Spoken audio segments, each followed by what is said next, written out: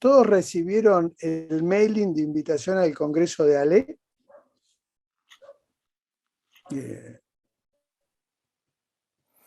Creo que el Congreso va a estar bueno. Es en Buenos Aires, también lo pueden ver. Los socios de SAE están invitados gratarola, o sea, for free, se pueden anotar y verlo. Y los que puedan ir está buenísimo, les va a tocar Buenos Aires en primavera, que es muy lindo. Y si ven en las redes de SAE, está la invitación de Ezequiel, que ya los invitó en la clase, y de Sebastián Ferretti, el presidente, también, para que vengan al evento. Ahí Julio levantó la mano. Muy bien. ¿Qué pasa, Julio? Hola. Hola, Julio. No, que también el Congreso ALE va a estar virtual, incluso a un buen, creo que a $35 o algo ahí. Entonces, lo que no podemos ir, vamos a asistir virtual. Excelente. ¿Ya? Excelente. Para todo. Es más, van a dejar las conferencias. Yo ayer hablé con ALE Chile y van a dejar las conferencias durante un mes para quien estemos laborando, entremos por parte y eso, pero yo ayer hablé con Inés, la secretaria de ALE, y me comunicó eso. Impecable. Muy bien. Oh. Todos tenemos la información necesaria. Sí, perdona, Marce. No. Escucho con delay. No, que Daniela también nos dice que ya tiene todo listo para venirse. Muy bien. Bueno, nos cruzaremos ahí. Nos cruzaremos en alguna charla. Si quieren saber de tanguerías y lugares de ese tipo, de ver cosas folclóricas, hay un solo referente, es el doctor Cairo, sin duda. Senior referente. No. Ahora, si es ir a morfar y ganar kilos, no estoy mal. Comer y chupar está bien. Pero, bueno, Esteban, una pregunta que te quiero hacer, que me la hacen muy frecuentemente algunos alumnos, a vos, Fer, también, es si los alumnos que son extranjeros se pueden asociar a nuestra sociedad. Sí, por supuesto. Yes. Of course. Ahí están pidiendo información sobre chaquetas de cuero. Escúchame, me compré una la semana pasada por Marketplace, muy buena y a un valor que ni se compara con las ventas a extranjeros. Bueno. Así que después cuando vengas avísame y te paso el contacto, o escribime por mail para acordarme y te paso los datos. Lejos de la calle Florida donde acechan. No, por eso. No, compré una de cuero de oveja espectacular. Iba a decir una cosa de romper no sé qué y ahí me deconstruí para que paguen precios muy altos. Muy bien. Bueno. ¿Qué se requiere para asociarnos? ¿Qué se requiere para asociarnos? Mándenle un mail a Luciana y ella seguramente les va a dar todo el instructivo de cómo asociarse a nuestra sociedad. Y si no se pueden asociar, nos vuelven a decir, porque es un tema que a nosotros nos encanta tener más amigos y más socios. Así que nos vamos a ocupar personalmente de que esto así ocurra. ¿Sí? Tenemos 2 semanas heavy porque viene el Congreso de la ALE y un par de días después la TTS, que es el Congreso Internacional de Trasplante, que es de todos los órganos. Y bueno, eso más para los trasplantólogos. También va a ser en Buenos Aires la semana siguiente. Así que el que quiera asistir, no nos llame a nosotros, Madero, comuníquese, ¿no?, con la TTS o la SAT, la Sociedad Argentina de Trasplante. Sí, perfecto. Pero al que le gusta viajar y ayornarse, también hay cosas que pueden ver ahí. Total. ¿Eso donde es en Puerto Madero, es el de trasplante? La TTS es en el Sheraton. Sheraton, mira vos. Bueno, una hermosa zona. Sí. Así que bueno. Perfecto. Bueno, ¿quieren Vienen y que se hacen un arranquemos? tour. Arranquemos, sí, sí, sí. Dale. Marce, ¿le vas a decir algo? Perdón. No, que vengan y se hacen un tour por los diferentes congresos y visitan Buenos Aires a nuestros amigos extranjeros. Obvio. Sí, Y nos avisan y nos juntamos. muy bien. Avanti, don Bueno, Micael. chicos, nada, a ver, yo tengo una clase similar, pero me parece que hay conceptos que son básicos que tenemos que reforzar. Por eso quería hablar de esta conferencia que nos dio hace un ratito Narváez. Y para que quiero sacar esto y no vamos a ver el chat. Ahí está. Y me gustaría que lo veamos juntos y vamos charlando.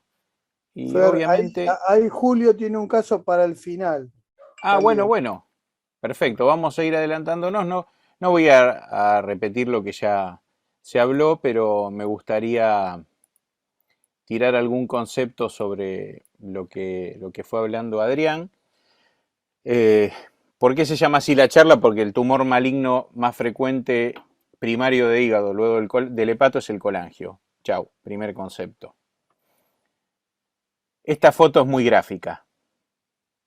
Y esto es lo que nos pasa todos los días. Si no sabemos cómo pedir un estudio, chicos, estamos en el horno. Todos los santos días nos mandan estudios sin contraste, mal inyectados, y eso es un estudio mal hecho. Antes de tomar una decisión, y esto lo tomo de cuando hacía guardia y era residente y quería poner una vía central y pinchaba 100 veces el cuello y no encontraba la yugular y venía mi superior y en un pinchazo salía sangre venosa. Y eso significa saber dónde poner el ojo. Expertise. Entonces nosotros no podemos permitirnos pedir mal un estudio. Y eso es lo más importante de todo. Más importante les diría que hasta el diagnóstico final. Y es vital, vital. La imagen es buenísima. Fíjense que pasa totalmente desapercibida la señora en la alfombra, ¿no? ¿Cuáles son las preguntas que ustedes tienen que plantearse al momento de decir qué estoy viendo en una lesión? Bueno, si es un hallazgo incidental, es joven y sano, es probable que sea benigno. Si la ecografía, ¿qué características tiene? ¿Cuáles son los tumores frecuentes? Y mientras hablaba Adrián recién, y que yo había hecho referencia al Fibroscan, y Valerga el gallego había hecho un comentario sobre si biopsiamos el hígado sano también, me acordé de un caso que vi cuando era muy chico en hígado, que me vino una mujer de 60 años con un hepatocarcinoma, sin ningún estigma de fibrosis. Estamos hablando antes del 2009, sí, no existía ni el Fibroscan. Y yo dije, hepatocarcinoma en hígado sano en una mujer de 60 años, es poco frecuente, pero está, la mandé, la vieron los cirujanos, le embolizamos la porta derecha, y ahora que me di cuenta creo que ya conté este caso, pero bueno, no importa, para reforzar. Le embolizaron la porta derecha para hipertrofiar el izquierdo y después entrar al quirófano y sacarle el lóbulo derecho con el tumor adentro. Y cuando le abrieron tenía la porta tapada, era una cirrosis con un hepatocarcinoma y se terminó muriendo. Es decir, que es de buena práctica estadificar la enfermedad hepática antes de avanzar con una conducta irreversible. Pero una vez que tienen claro el diagnóstico de qué tienen el hígado es más fácil avanzar. Poder establecer bien, y eso ya lo fuimos viendo en las diferentes clases, sobre el patrón hemodinámico que tienen las lesiones basadas en la histología. Acuérdense la hiperplasia nodular focal con la arteria central, el adenoma con su característica de heterogeneidad. Eso es importante para poder establecer rápidamente el diagnóstico. Y cuándo tienen que saber ustedes, como especialistas en hígado, decir no más estudios, control y seguimiento, biopsia o resección. Esas son las competencias de ustedes como hepatólogos para poder definir a una lesión hepática. Así que esto es lo que tienen que aprender. Obviamente, al diagnóstico de la lesión lo va a orientar la clínica y las preguntas que ustedes se van a hacer. ¿Tiene cirrosis? ¿No tiene cirrosis? La semana pasada me vino a ver un paciente, que es un caso muy interesante como caso clínico. Es un B crónico en fase de infección crónica E negativa, con carga viral indetectable, que venía tomando adalimumab de hacía más de un año y no tenía profilaxis,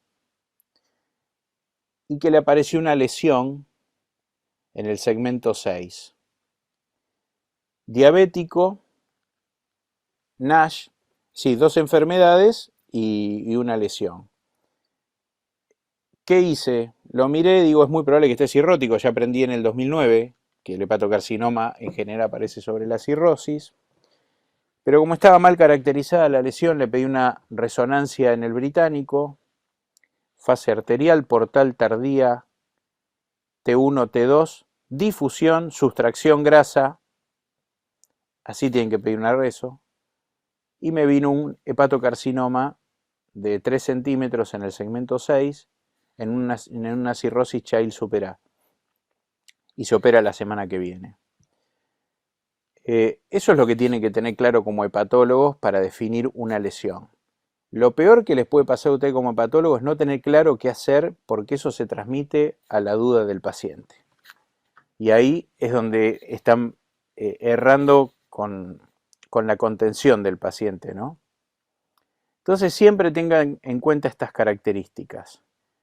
Si es un nódulo único, hiperecogénico en la eco, sobre un hígado sano,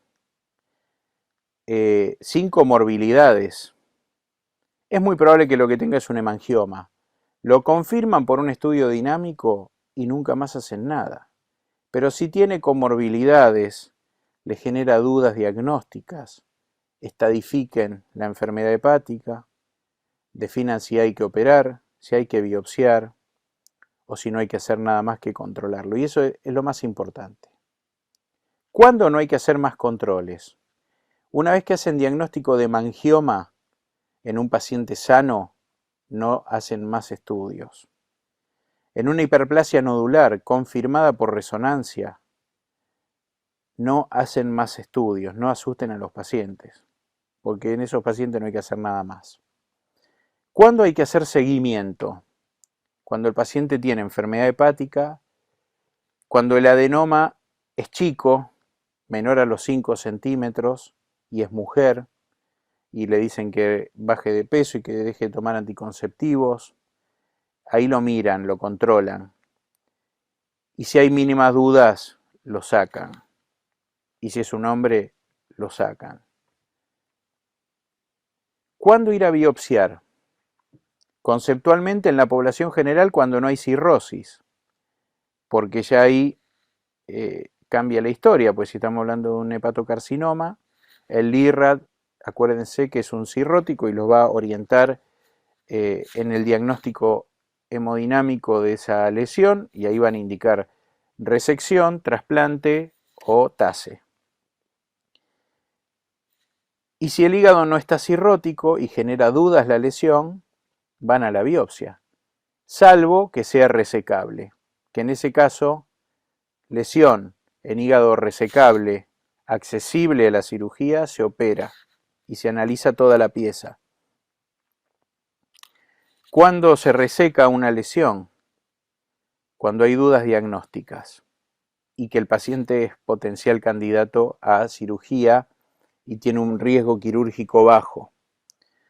Si es un tumor que le genera dudas que sea benigno, pero tiene síntomas, lo sacan. ¿Cuándo? Cuando hay un hemangioma, por ejemplo, dicen, che, un hemangioma que creció o tiene dolor, lo sacan. Y el adenoma en varones siempre se saca, y en mujeres si mide más de 5 centímetros o crece. ahí es donde tienen que pensar. Y la variante de pediculado o exofítico, es decir, el tumor que no tiene parénquima que contenga, se saca, porque se rompen y es una catástrofe, se mueren. Los tumores más frecuentes fuera del hepatocarcinoma están distribuidos de esta forma. El colangiocarcinoma, que es un tumor biliar, los tumores vasculares, que son el hemangiosarcoma, el angiosarcoma y algunos raros como el pecoma, que son tumores de los pericitos, para los que no se acuerdan, los miofibroblastos de las venas.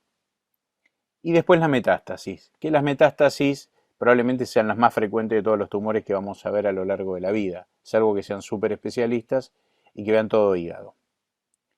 En el colangio, ya lo dijo Adrián, hay dos tipos de colangio, el distal o el periliar. El colangio distal es el colangiocarcinoma que se ve en los cirróticos y que se ve en el parénquima y que tiene un pronóstico de mierda. Perdonen que lo diga así, pero es la realidad. Y que nos genera mucho dolor de cabeza. ¿Por qué? Porque nosotros los diagnosticamos como hepatocarcinoma sobre hígado cirrótico y en el explante, es decir, cuando los trasplantamos, ahí aparece el diagnóstico y se nos complica todo porque el pronóstico de estos pacientes es horrible. Recurrencia severa, rápida y con riesgo de muerte dentro del primer año. Y esos son los conceptos que tienen que tener en cuenta. Cuando uno analiza el colangio intrahepático o distal, que es el que más dolores de cabeza nos da, siempre es como un hallazgo por screening, aún en cirróticos. Y si el paciente está cirrótico y tiene una lesión periférica, que no es un LIRAT5, la indicación sería biopsiarlos. ¿Y por qué deberíamos biopsiarlos? Porque ahí nos marca el pronóstico y cambiamos la conducta terapéutica. Lo primero que uno tiene que tener en cuenta es que tiene algunas características imagenológicas que son sugestivas de pensar en el colangiocarcinoma. Pero también nos puede dar dolor de cabeza porque en una proporción no menor pueden ser combinadas con hepatocarcinoma y se llaman hepatocolangios. ¿Qué diferencia hay con un colangio normal? Que el colangio normal te sube el CA19-9 y el hepatocolangio te sube el alfa-feto.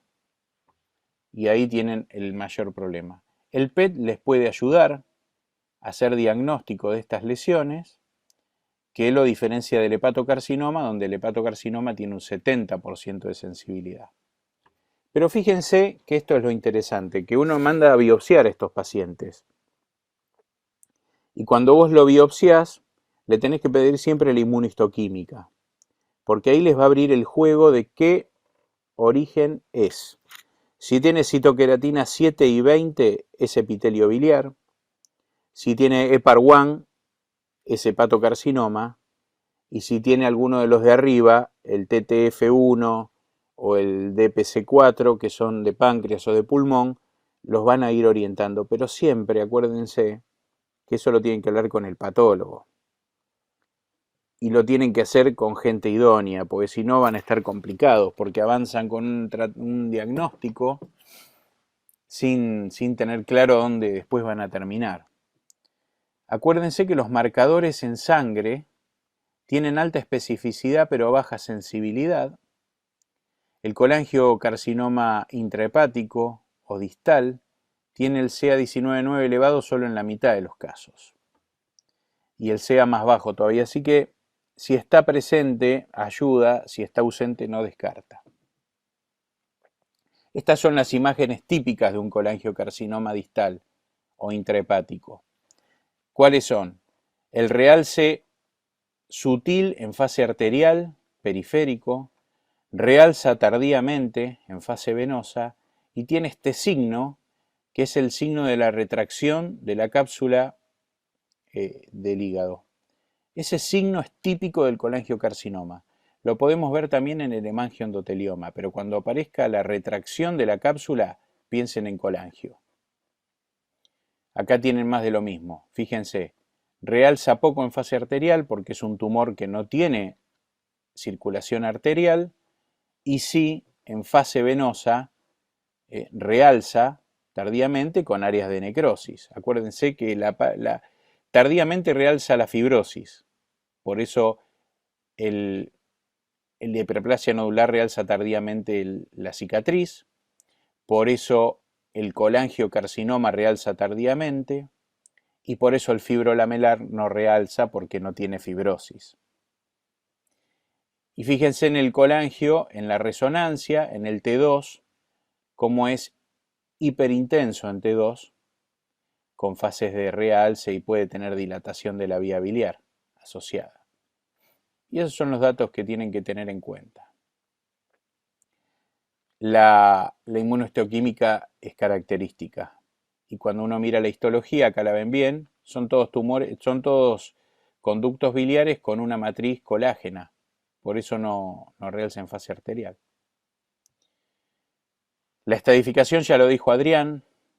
Ahí no quiero avanzar, pero miren interesante esto, la terapia adyuvante que se usa es capecitabina, y eso puede disminuir el riesgo de recurrencia de la enfermedad. Y los tratamientos pueden ser la ablación del intrahepático, ablación, quimioembolización, la resección o el trasplante. Ablaciones por radiofrecuencia. Y fíjense esto, las tasas de recurrencia del intrahepático son horribles, horribles. Por lo tanto, no tenemos buen pronóstico para decir que estos tumores, aún agarrados a tiempo, mejoran el pronóstico. Y esto es un tema, porque ahí es donde se complican las cosas.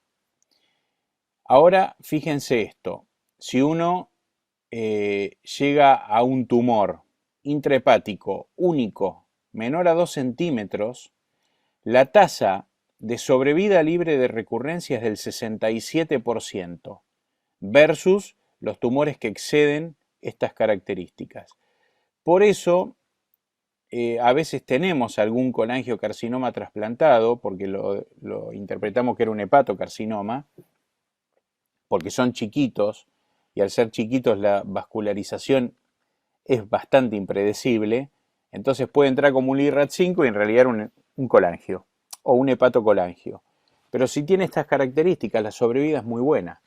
Entonces ahí es donde tenés ese mínimo ventiluz de buen pronóstico. Ahora, todas las guías dicen lo mismo. Si ustedes tienen un paciente con un nódulo hepático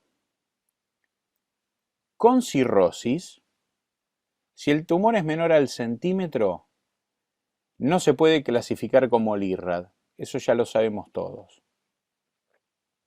Lo que hay que hacer es monitorearlo con eco, aunque si esto me lo escucha la gente del clinic me mandan a matar, porque yo le pondría en una aguja. Nosotros lo que hacemos es mirarlo de cerca. Si el nódulo es mayor al centímetro, ahí podés caracterizarlo por LIRAD. Si tiene patrón típico de hepatocarcinoma, es diagnóstico de hepatocarcinoma. Y si no es patrón típico de hepatocarcinoma y es LIRAD 3 o 4, lo que pueden hacer es ponerle una aguja o seguirlo. Y si el paciente tiene un LIRAD 3-4, está cirrótico, compensado y es accesible, y les diría, muchachos, piensen en sacárselo. La biopsia, cuando la dirigen, tienen que siempre pedir dos cosas: microscopía e inmunohistoquímica. Y ahí van a poder hacer el diagnóstico de la lesión que biopsian. En la microscopía lo que se ve son células con núcleos atípicos o cordones de hepatocitos con más de un hepatocito, son cordones gruesos, y ahí el patólogo los va a orientar. Pueden ver si tiene metástasis o invasión microvascular o perineural. Y la inmunohistoquímica, acuérdense, el HEPAR-1 es uno o la albúmina es otro de los marcadores que pueden mirar para hacer la inmunohistoquímica. Y ahí hacen diagnóstico. Y estos son en tumores chicos. Ahora, si el tumor mide más de 2 centímetros, ahí el LIRAD los va a caracterizar a todos. Pero siempre acuérdense, menor al centímetro lo controlan entre 1 y 2, si genera dudas lo biopsian o lo resecan.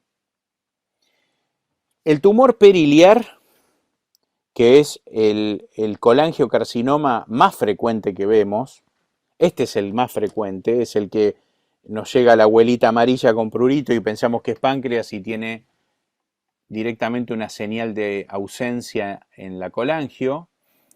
Este es el 50% de los colangiocarcinomas que van a ver. Y la resección, agarrado a tiempo, puede tener una sobrevida que puede llegar al 50% a los 5 años. Es muy difícil hacer el diagnóstico porque no genera masa. Si no genera masa, es más difícil, por eso el Spyglass nos puede ayudar, pero siempre que encuentren en la colangia una ausencia en el hilio hepático, lo más probable es que sea un colangiocarcinoma o Klatskin, como lo conocemos. Y esta es la lesión característica en la resonancia, una ausencia de señal en el hilio hepático. O como pueden ver acá, una ausencia de señal ya en la rama derecha, que se está comiendo aparte la porta derecha, y lo que van a encontrar para arriba es la dilatación de la vía biliar. Y si ven la biopsia que la tienen acá arriba, fíjense qué es. Conductos biliares, no sé si ven la flechita que yo marco, ¿la ven? Conductos biliares y alrededor toda una matriz colágena. Por eso, acuérdense de la histología para interpretar el contraste, ¿no? Por eso cuando meten contraste, esto si se tiñe tardíamente, porque no tiene arterias. ¿Cuándo sospechan un Klatskin? Cuando hay ictericia progresiva o colestasis con prurito clínicamente y el paciente tiene pérdida de peso y ahí le hacen una reso y tiene una estenosis dominante y le hacen una CA19-9 y tiene 2000, el paciente fue. Y eso es lo que tienen que hacer como diagnóstico. ¿Cómo lo sospechan? Si tiene incremento del CA19-9, si tienen un área de ausencia y si ahí están parados, la recomendación es Spyglass como primera opción, como decían los chicos antes, o cepillado, entendiendo que agarrados a tiempo podrían tener adecuado pronóstico. Fíjense cuáles son los criterios de trasplantabilidad en el colangio periliar. Tumor menor a 3 centímetros sin metástasis ganglionares y sin enfermedad extrahepática. Esto es lo que la clínica Mayo dijo hay que trasplantar con tratamiento adyuvante. Y fíjense los resultados. 78% de sobrevida a los 2 años. Pero si el tumor es avanzado, la sobrevida a los 2 años es menor al 5%. Y fíjense que lo que les decía, cuánto impacta la terapia adyuvante, por lo tanto sin terapia adyuvante no lo podemos hacer. Fíjense la sobrevida a 5 años en este metaanálisis. Terapia adyuvante en trasplante menor a 3 centímetros con ganglios negativos, por eso hay que hacer la laparoscopía y sacar ganglios. Más terapia adyuvante, sobrevida 65%. Esto en cáncer es un lujo. Sin terapia adyuvante, aún dentro de esos criterios de trasplantabilidad, 32% de sobrevida. Por lo tanto, si no tienes todas las condiciones, no puedes ofrecerle trasplante a estos pacientes. Cáncer de vesícula, raro, pero en la colangitis esclerosante lo pueden ver, por eso se recomienda hacer la eco una vez cada año, y esto es muy importante.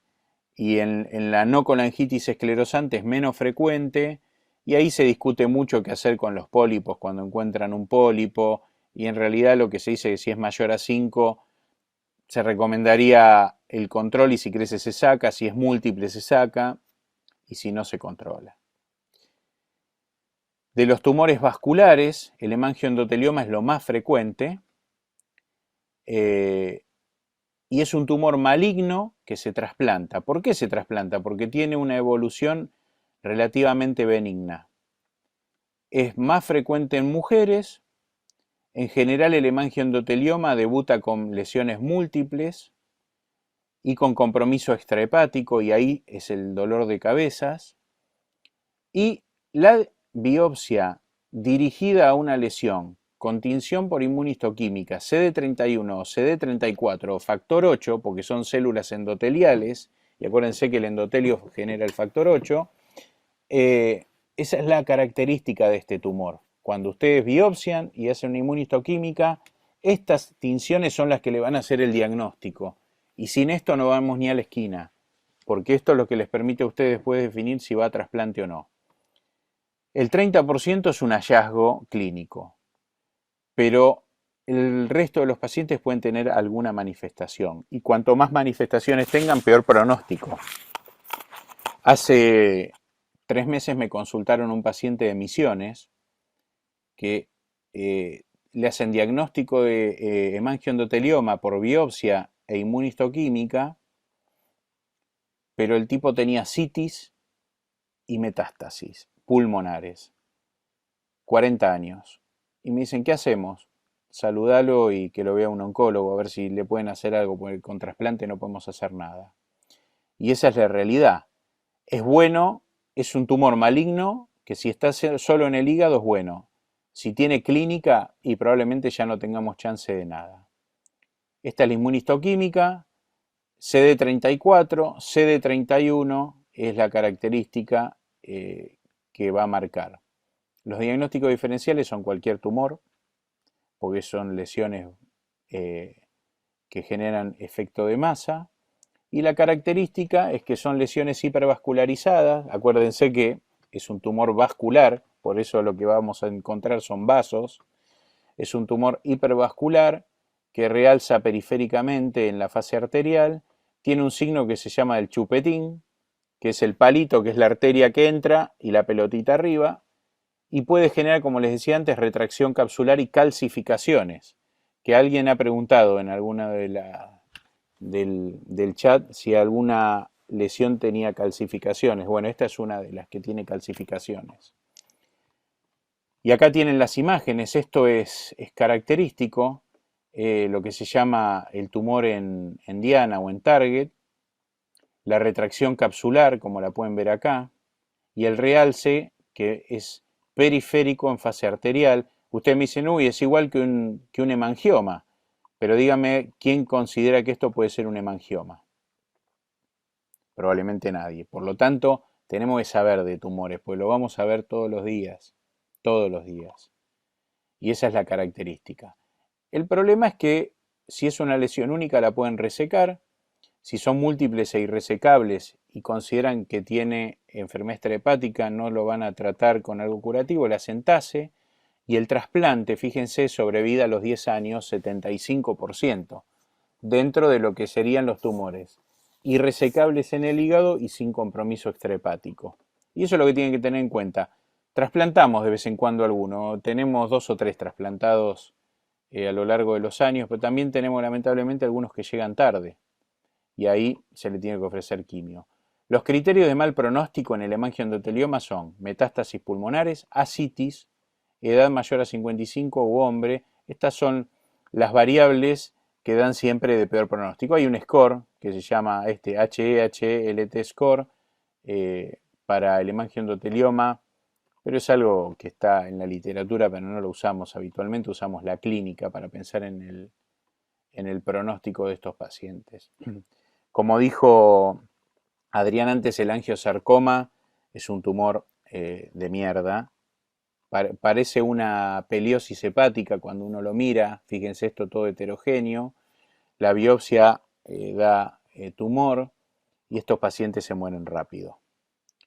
Y las metástasis, lo importante es acercarnos rápidamente al diagnóstico. A mí la verdad es que cuando me llega una metástasis al consultorio me hincha bastante las bolas, porque debería diagnosticarla cualquier gastro o cualquier clínico, pero llegan, ¿viste? Entonces yo digo, sí, hacer una biopsia y punto. No mucho más. Pero bueno, a veces nos llegan las metástasis a nosotros y cómo las tenemos que interpretar. La primera, que la ecogenicidad depende del tipo de lesión que vean. Acuérdense que las lesiones pueden ser iso o hiperecogénicas como en colon, en neuroendocrino y en riñón. Yo tengo un caso muy interesante que me lo mandaron hace muchos años con una lesión quística. Lo veía un clínico y le dijo, no, tenés un quiste simple. Por suerte el paciente cambió de clínico por una cuestión de que cambió de locación y le hicieron una nueva eco y tenía 2 o 3 lesiones quísticas. Me viene a ver, me dice, mira, me dijeron que son quistes simples, pero que ve un hepatólogo. Y yo miré el informe y decían quistes simples. Miré la imagen y eran quistes con pared gruesa. Eso no es un quiste simple. Gracias a Dios, eso te lo da ver muchos pacientes. Entonces dije, che, esto no puede ser. La llamé a la jefa de imágenes del Británico y le dije, mira, tengo un paciente con quistes múltiples con pared gruesa. Me dice, ¿por qué no le haces un arrezo con colangio y contraste? Porque por ahí es un neuroendocrino. Porque son quísticas las lesiones a veces. Y dicho y hecho, era un neuroendocrino con lesiones múltiples, resecables y un primario en el mesenterio. Y el paciente hace 10 años que está operado. Ahora tuvo una metástasis en el fémur y está con un esquema de quimioterapia en un protocolo de investigación. Pero bueno, a ver, el tipo tenía diagnóstico de quiste simple, ¿no? Así que nos tenemos que acostumbrar a ver lesiones. Las hipoecogénicas, mama, pulmón, linfoma y páncreas. Con halo, la del pulmón. Las calcificadas son los adenocarcinomas mucinosos en general, colon, ovario, estómago, y mama también pueden tenerla si son las tratadas. Esto se ve a veces, o en los abscesos tratados que después quedan lesiones calcificadas. O en los pacientes con un hiperpara terciario muy grande que tienen alguna lesión que se les calcifica. Las quísticas, ovario, páncreas y neuroendocrino, y las infiltrativas, mama, pulmón y melanoma. Fíjense que a veces son muy difíciles de ver, pero tienen un halo, y estas son las más frecuentes, la del cáncer de colon, con el signo del apolillado que también pueden ver. El neuroendocrino, fíjense que esto se los vendo como un angioma, ¿no? Tranquilamente. Lesión hiperecogénica, hemangioma. Las hipovascularizadas en general, como les decía, realzan tardíamente y las hiper realzan en fase arterial. Y acá tienen, fíjense que claramente son lesiones horribles estas, ¿no? Y así es como se pueden ver lesiones. Y si no, le piden una difusión, como les dije antes, y la difusión positiva es cáncer, chicos. No den muchas vueltas. Acá tienen otra lesión, cáncer de colon con metástasis hepática. Fíjense la lesión hipointensa o hipodensa, es un ATC. El PET para metástasis está al alcance de la mano, sobre todo para pulmón, y eso lo tienen que tener en cuenta. Y si le quieren hacer contraste hepatoselectivo, acuérdense que las metástasis no tienen el receptor del contraste, por lo tanto siempre van a ser frías las lesiones, no captan. Y acá lo tienen en la fase hepatobiliar, que son lesiones múltiples que no captan. Este es un neuroendocrino o un tumor carcinoide, sí. Y eso es característico. Después hay tumores más raros, que es la combinación de más de un tipo de célula, los angiosarcomas o angiomiolipoma, el angiomiolipoma, porque tiene grasa, y que lo ven también como un angioma, y ahí la diferencia es que cuando le hacen una imagen dinámica, el angioma, acuérdense, que realza de afuera hacia adentro y tardíamente, y este siempre es heterogéneo, con áreas que nunca van a realzar, y si le piden una resonancia con sustracción grasa, ahí van a ver característicamente que son tumores mixtos donde hay grasa adentro. Y eso nunca es un angioma, nunca. Acá lo tienen, bueno, claramente cómo se ve fuera de fase una lesión benigna y fuera de fase una lesión maligna con grasa. Este es un adenoma. Y acá terminamos. Es decir, no los quiero asustar con esto, pero voy a, perdónenme, dejar de compartir.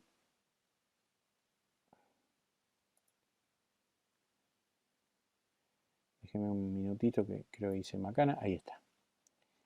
Y nada, yo, a ver, con esto lo quiero reforzar ideas que son de todos los días, ¿no? Tienen que tenerlo en cuenta esto, porque cuando uno hace patología, ¿qué lo diferencia del que no sabe hígado? Es cómo interpretar las lesiones. Y si le genera dudas, no se carguen la duda de por vida, porque ahí van a tener un gran problema, que es que no van a estar tranquilos ustedes con el diagnóstico. Y hay una persona atrás que confía en ustedes. Entonces, llevan la imagen, se la muestran al radiólogo de confianza, se lo derivan al cirujano de confianza. Después puede pasar cosas de todo tipo, pero a ver, a mí me vino a ver un otorrino hace poquito con una lesión que le dijeron que era un hemangioma atípico, pero que le generaba dudas y le sugerían resecarlo, cuando está ubicado en el segmento 4, ¿me entendés? Y ir a operar un segmento 4 es jodido, pues está en el centro del hígado, y me llevé las imágenes, la vi con la jefa de imágenes del británico, me dijo, mira, la verdad parece un hemangioma y no mucho más, le hicimos una nueva reso, y dije, es un hemangioma, pero ¿te genera dudas? Sí, bueno, lo miran de vuelta, a los 3 meses, a los 6 meses, cambia, no cambia, ahí está, en paciente sano, acuérdense eso siempre. Pero no se coman la angustia de no tener claro el diagnóstico, pues lo van a ver todos los días esto. Bueno, acá estamos, hemos terminado. Hay un par de preguntitas. Dale. Bueno, después Julio quería presentar un caso, un breve caso, no sé si tenemos tiempo, lo presenta. Dice, ¿hasta qué edad hacen seguimiento en cirrosis? Esa es una de las preguntas que nos pregunta Siempre. Daniela. Y Carlos Bernardo nos pregunta, ¿en esos hemangiomas muy grandes y periféricos no se hace seguimiento? No, en los hemangiomas lo que vos podés hacer, si es muy grande, y muy grande son los gigantes, que lo decía Andrés la otra vez, más de 10 centímetros, podés discutir con el cirujano si no hay que ir a sacarlo, y peor si presentan el síndrome de Casa-Basmeri, que ahí sí habría que ir a sacarlo, o si da dolor. Pero si no, si ya tenés diagnóstico, no haces mucho más. Dairon Páez pregunta, ¿cuáles serían los criterios de biopsiar una lesión que en algún momento fue catalogada como hemangioma? Nunca. ¿Es tan real el riesgo de hemiperitoneo si por error se biopsia un hemangioma?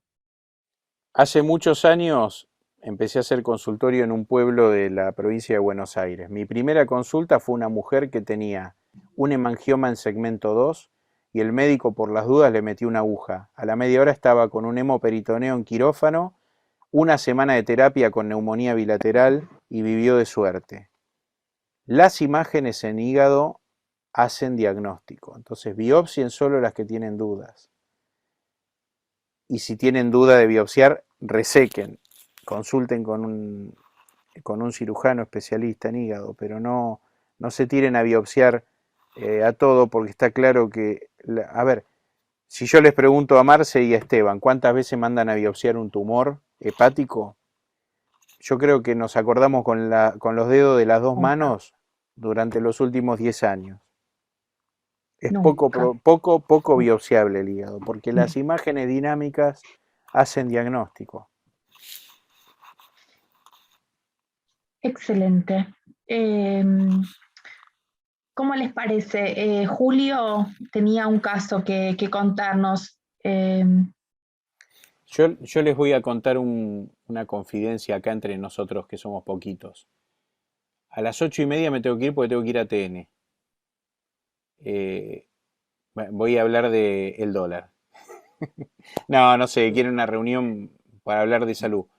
Pero si quieren 5 minutitos lo hacemos y después nos vamos. Y si no, la semana que viene, ¿cómo les parece? Esteban, ¿qué te parece a vos? Me parece que si Julio está de acuerdo, con un poquito más de tiempo, así le sacamos el jugo. ¿Listo? Sí, señor. La próxima semana. Muchas gracias. No, gracias a vos y nos encantan que traigan casos. Okay. Sí, anímense todos, vamos. Bueno, muchas gracias, doctores. ¿Qué vas a TN? Sí, bueno, quieren hacer algo sobre trasplante y las máquinas de preservación en frío y en caliente y a temperatura ambiente, y bueno, querían tener una reunión, creo que hay un programa de salud de los domingos. Es decir, no les recomiendo a nadie que mire tele el domingo, así que por favor no lo miren, pero creo que voy a eso. Viste que Clarín miente, es verdad eso. Y sí, obviamente. Y Cairo también. Bueno, chicos. Suerte, Fer, entonces, dale.